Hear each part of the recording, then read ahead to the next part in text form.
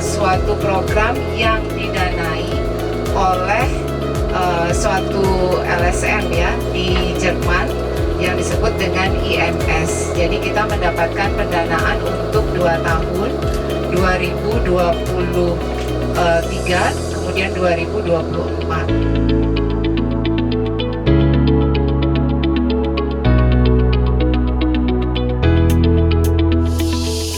Berapa kali panen bisa nih Pak?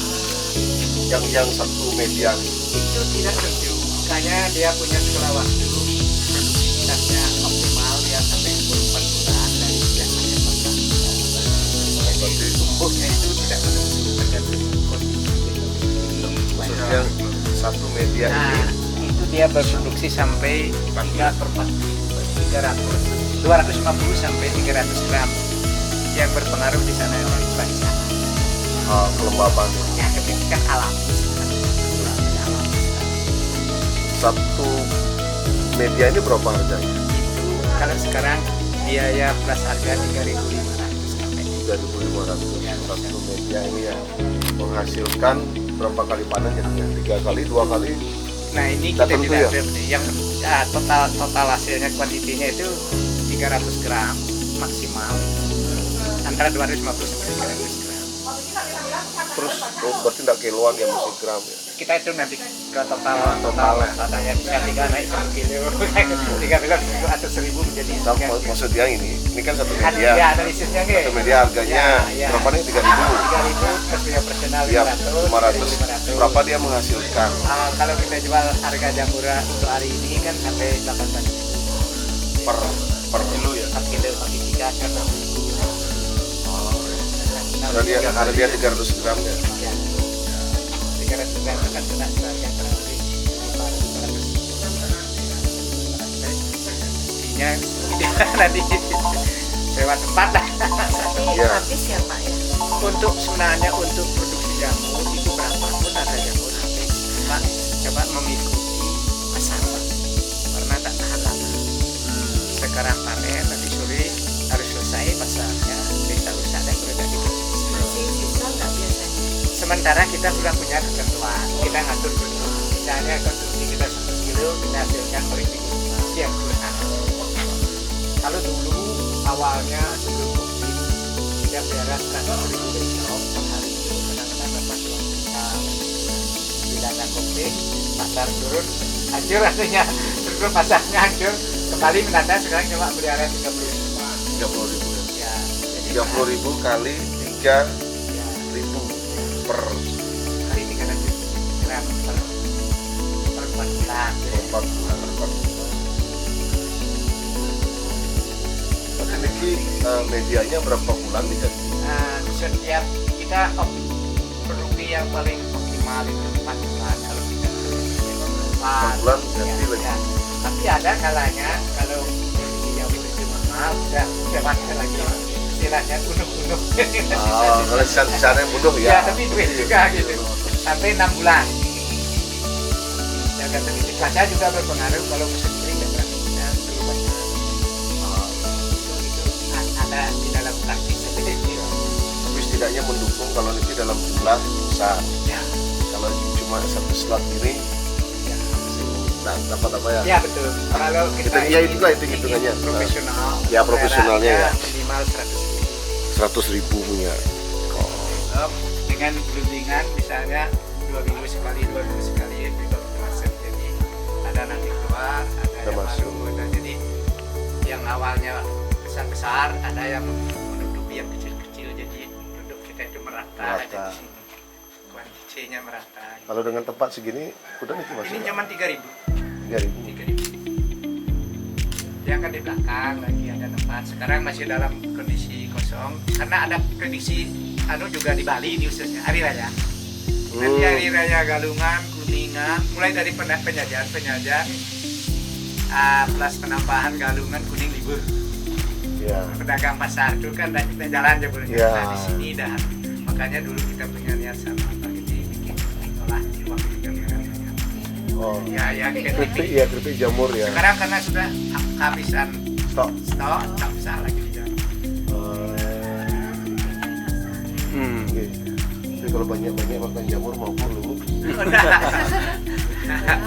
Ya, kalau saya nggak orang lain. Maksudnya kebanyakan makan jamur tuh. Sering banyak teman-teman minta pesan keripik gitu, tak ada. Dia pesan berapa kali? Mana ada. Karena sekarang kayak hari panen 20 kilo kan kekurangan terus kekurangan saja. Kalau kita optimalkan pada konsumen, pedagang dan pembeli itu kita yang rugi. Suatu saat dia ada ngambil. Ya betul, harus merata banget. Dia merata dan punya prediksi hari ini dia akan libur sekian kali. Di saat itu produk kita harus turunkan. Ujung-ujungnya di market Ya memang. pasar. Makanya kalau sebenarnya di market itu gampang, ini gampang. Ya. Tidak ikut campur kita. Paling seminggu kerja sehari di sini untuk perawatan penyiraman. Oh, ini penyiramannya enggak setiap hari. Nah, karena kebetulan kita di daerah menengah. Udah lembab ya. Ya, paling jam sebulan sekali. Itu apa fungsinya Pak yang di botol-botol kapur barus ya? Nah ini kita kan ada kadang-kadang cara di ini muring gitu. Ini kan Tapi ini kapur barus. Ya. Nah, pemberantasan secara mekanik modelnya kan. Ya. Ini plastik kiloan ya, 1 kilo ke 2 kilo. Nanti ada khusus plastik dari plastik biasa khusus untuk backlog. Kita ada di beratnya kita ini beratnya 1,2. Berat backlog datang 1,2. Kak langsung produksi backlog nih? Enggak buat kita. Oh, Kami sudah, aja. sudah beli seperti ini ya, kita kepada teman kerjasama. Oh, tapi sudah dijamin bisa menghasilkan. Ya, nanti kan Karena mulai Pak backlog mulai 3.000 siu sih tadi yang ada tanggung jawabnya. Oh, oke. Kalau backlognya rusak memang akibat dia ganti.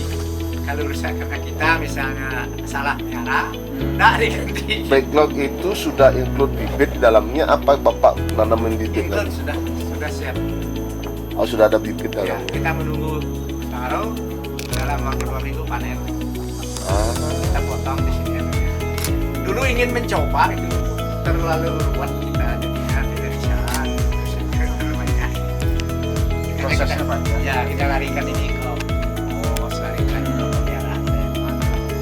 Hasil backlog Ya, ini. iya, hasil backlog. Ini kan kadar ini sisa. berarti setelah ini tidak produktif lagi, Ya, kita di resetting dia menjadi pupuk limbah. Di samping itu istilahnya green and clean. ya, tidak terbuang ya. Ya.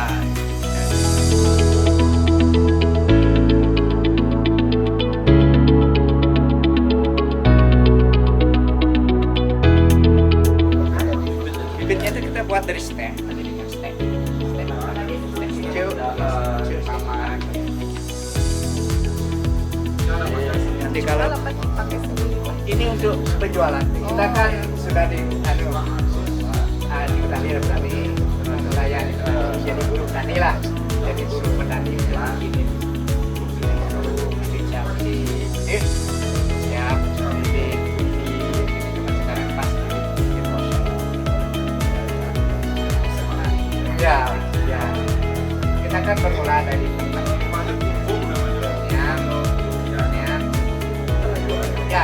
ya sirkular kan.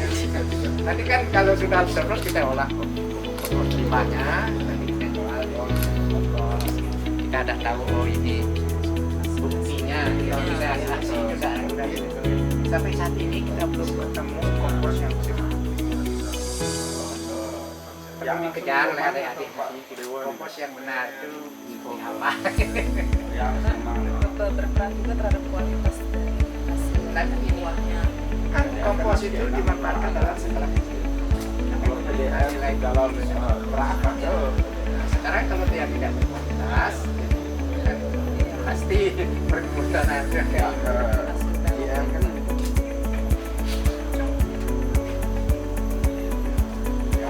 Jadi kalau bikin media ini Kompos sampai sekarang iki untuk pembelian. campurannya ini worsa, skam. Ya, sekam bakar, kokofit, kemudian kemar, Bukannya jamur tadi. ya, kemudian atau Ada obat. kita isi penanggulangin jamur aja di awal karena kita tidak tahu biasanya kalau Tanah begini kan riskan taking off istilah di dunia pertanian itu terbah batang. Pendek, manggis. Bukan manggis itu. Nah dia mau meninggi melebar dia. Punya lah dulu iseng-iseng nanam dua. Rusak sana. Manggis itu tinggi, pohonnya tinggi. Ini kan habis di stek ya Bapak.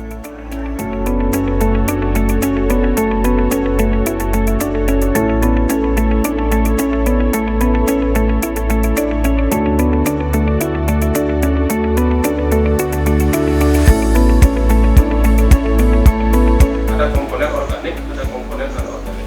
Yang organiknya itu sulfan kayunya itu yang masih mengandung unsur hara yang sangat baik. Kita dampingi tahun 2017 sudah ada publikasinya.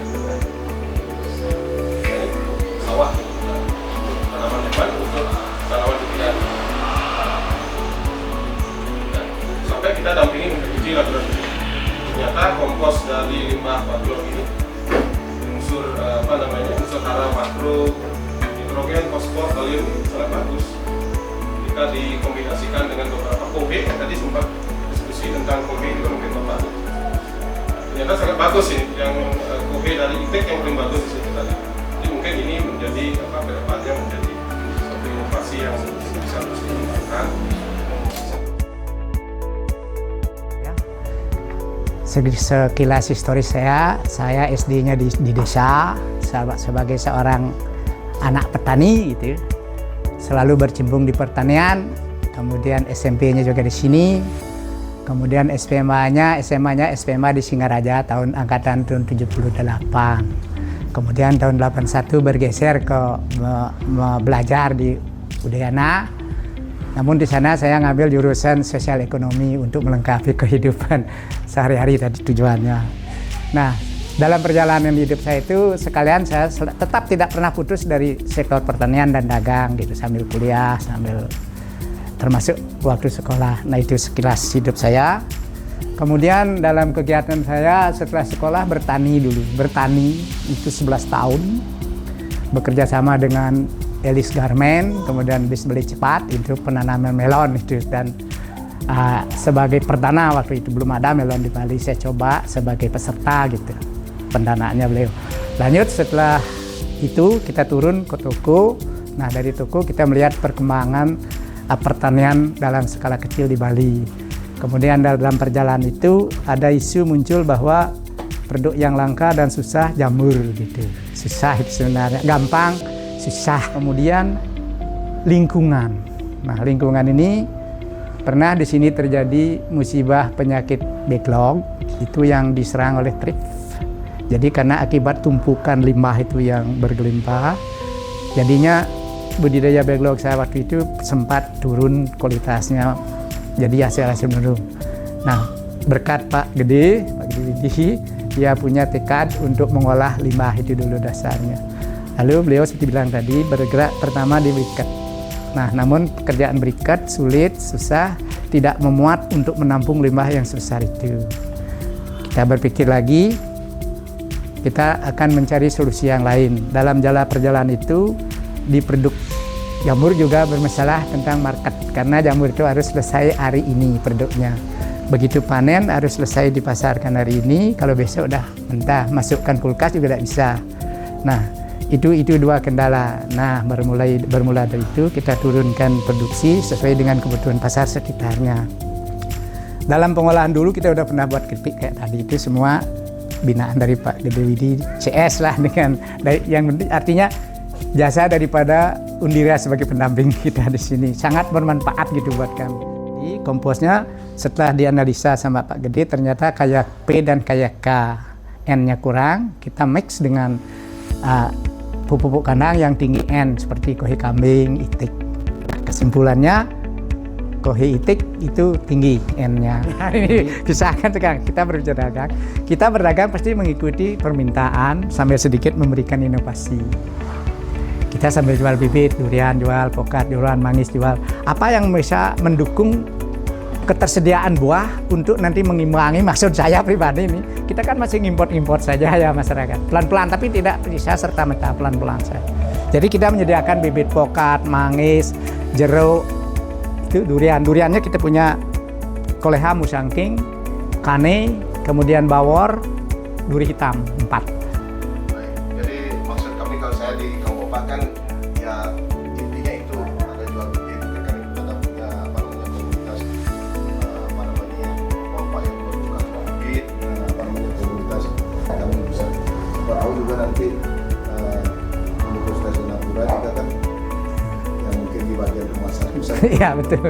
Oke. ya bulan siapa Ya. universitas juga punya lahan 1 hektar kebun ditanamin. Iya, betul. Nah, nanti kalau punya, saya saran Pak ya, misalnya kalau universitas punya kebun, kita lihat dulu geografisnya. Geografisnya tanaman apa yang paling cocok dengan biaya yang paling murah bisa menguntungkan. Kan kedepannya kalau di apa namanya kayak universitas kampus itu kan sudah ada mungkin yang nanam, tapi hasilnya pengolahannya bagaimana? Salah satu contoh Ya. membuat BSS itu bagus itu. inovasi. Kalau itu didalami menurut Tiang itu bagus sekali karena ke depan populasi durian Musangking di tahun 2023 ratusan jutaan pohon di Bali ini penanamannya ya di tahun 2000 yang sekarang sudah umur yang paling tua seumur saya umur 3 tahun umur durian saya 3 tahun itu startnya COVID itu terus berlanjut di tahun 2022-23 ini maksimumnya di 1002 nih. Ada orang nanam 1000, ada nanam 500, ada nanam baru yang punya lahan itu luar biasa. Sama pokat. Pokat ini lirik masa depannya adik-adik yang punya inovasi pengolahan ini. Karena pokat itu pertama ya Budi. Ya. Tetap kita lihat gini. Geografis kalau budidaya. Ada 3 wilayah. Dataran rendah sampai 400 sampai 700 ke atas itu kita kategorikan geografisnya tinggi menengah. Yang paling di dataran rendah nanti Pak sarankan Miki dan lain-lain ada di dataran menengah aligator plus mentega yang kita sudah buktikan di dataran tinggi khas. Sementara tahun ini yang katanya kualitas tertinggi khas harga paling menjual khas. Namun kemarin ada teman dari Jawa ya ngontrak 2.500 pohon di Singarajani kejadiannya, faktanya. Dia menanam Miki karena Miki itu gini, sekarang diproduksi tahan dia 1 bulan, tidak usah. Tapi buahnya kecil-kecil. Ya, kalau aligator, mentega sama khas itu tidak tahan dia. Nah, di sini apakah adik-adik nanti punya peran untuk melakukan pengolahan ini? Untuk yang tidak tahan menjadi tahan kan gitu. Ini ada peluang-peluang kayak itu. Inovasi ke depan gitu misalnya. Karena lagi 2 tahun sudah ngebum pokat di Bali karena pokat itu 2 tahun sudah berbuah, sudah menghasilkan. Kalau durian kalau secara umum 5 tahun ya.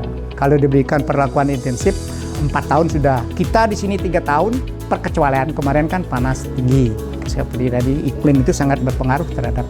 Jadi dia terangsang seolah-olah ngasih lu cendek gitu. Terima kasih banyak yang tadi sudah menyampaikan hal-hal yang sangat bermanfaat kita semua, dari mahasiswa juga dan rekan-rekan dari persekutuan bapak-bapak, ibu-ibu, kemudian pemuda. Terima kasih sudah hadir. Tadi saya juga sudah sampaikan ketika kita ada di BIS, semoga setelah kita menyelesaikan tugas kita di tempat kita yang pertama di sini di rumah jamur, kita sudah mulai bisa menyadari kira-kira peran kita di mana. Tadi saya sudah sampaikan bahwa kita sebagai akademisi khususnya ya, dosen-dosen di sini hadir, kemudian mahasiswa, dengan adanya support yang sudah diberikan melalui Universitas Dianapura, saya berharap kita sudah mulai menyadari peran kita masing-masing di mana. Jadi kita ini sebagai akademisi, tugas kita juga nanti sebagai fasilitator. Jadi tidak serta-merta nanti adik-adik harus bertani jamur, tidak seperti itu. Tapi ada satu hal yang saya pelajari dari Bapak. Mungkin 2 ya. Yang pertama tangguh dan yang kedua beradaptasi. Jadi ketika dulu ada backlognya diolah jadi briket, loh ini kok briketnya jadinya kepala capek untuk prosesnya lebih. Undira Bali, Selamat umrah.